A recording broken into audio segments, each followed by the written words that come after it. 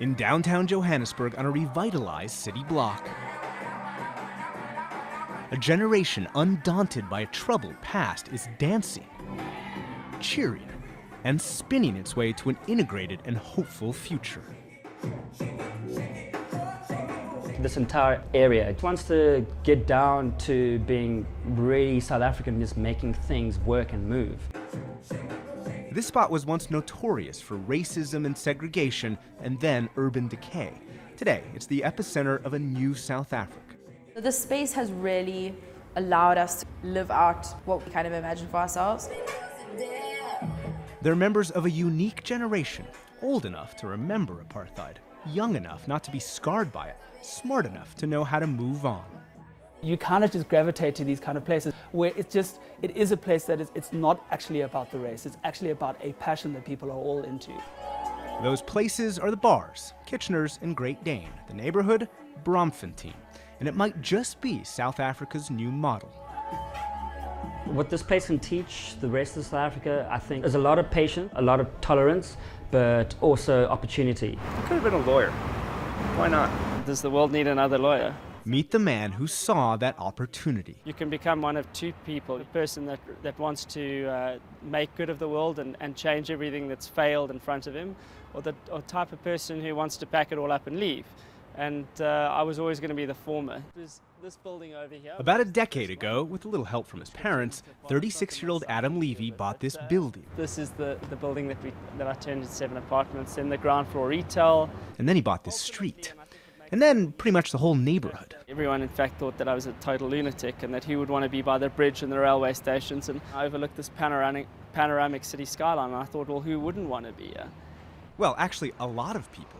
After apartheid ended, Braamfontein was abandoned and neglected, and the bars, they were full of racist memories. Everywhere around you would have been only for white people, almost exclusively. But this was, I come to understand, because I wasn't frequenting that bar 30 years ago, I was in my nappies, was like a big bastion of Afrikanerdom. But Adam envisioned a radical change, a vision born 20 years earlier, when Nelson Mandela became South Africa's first black president. You, the people, took your destiny into your own hands. It was the dawn of a new time, which is why I suppose my generation's so unique, is that there were people that saw that sort of thing and were threatened by it, and there were people like me, who I think are absolute majority, who saw the potential in it all. And so he built where no one else saw the potential.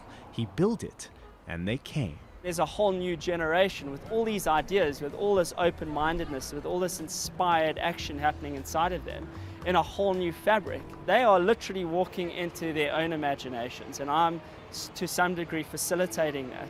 And when that moment happens, it's like, you know, it happens, and literally in an instant, you can feel that there is a different energy, that they are operating at a different level. They're like climbing into the best of themselves. There was the sense of isolation because we were a minority, a distinct minority in a white school. Take Keitha Mazibuko. He grew up as one of 10 black students in a white private school. As a child, he was mostly oblivious to the country's stark racial divisions. But then apartheid ended, and his white friends started questioning whether that was a good thing. Now you actually have to take a stance. And that, I distinctly remember that moment happening within school and having to kind of be a part of the change. His slow evolution mirrored the country's. Today, he's a banker. His boss might be black, but he says he can still find himself in the minority. In the large part of times, you find yourselves in committees, and actually you are the only one who has that background and who is the black person in the meeting. So there's still that element of isolation. When it comes to your personal life and your family and what you're willing to accept there, that's when those issues of change become an issue. And Thea Paulos grew up completely integrated. She's always had white and black friends. But when she was 15, she brought a black boyfriend home. Suddenly, it's a completely different story. All these things that you've spent your life, you've grown up a certain way and everything's been cool and no one ever questioned you. Now you're in a different world. Now your world is, this is inappropriate. She moved away from her parents. She says she had to. She knew that her generation had a responsibility. That, for me, is our key role. How do we speak to each other as people, and how do we start to overcome the kind of deeper level of things in this country. We've grown up with a generation that's sort of grown up interacting with each other, has made things easier, has made us respect each other. 29-year-old Katlego Maponya went to a school where he was surrounded by white friends. It never bothered him. You get to a stage where every social occasion or every party, you are the token black person there. And you just get used to it. He filled a rare middle ground between white and black South Africa. Not all of his black friends supported that. Is there a term they use for you? Yeah, a coconut. That's the general term that I've, the title that I've had over my head my entire life. A very well-known South African term for any black kid really that's gone to a good school. But he was 6 when apartheid ended. He's never known any other way to live. Today, he works as an events planner upstairs from the bar. His girlfriend helps him spin, and the neighborhood embraces the diversity.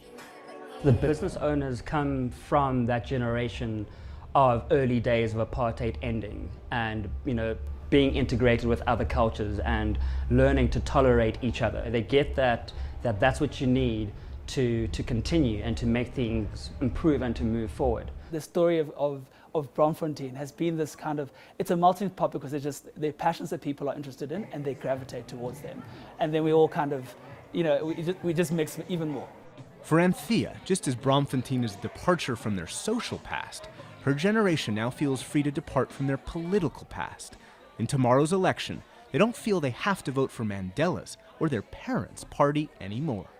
We have to start looking at who is the right leader for the right reasons. You need to start answering to us now. Would you like to be mayor one day? Would I like to be mayor? You better believe I would. I don't want to get a dime out of it. My motivation is the motivation that was the motivation when I started here 10 years ago, was to make my city an international world-class destination. It is a genuine pursuit to take something that is run down and most people have a horrible misconceived perception about and changing world opinion. Inspired by the spaces, the parties, by each other, they are together picturing a new future. Nick Schiffer in Al Jazeera in the Braamfontein neighborhood of Johannesburg.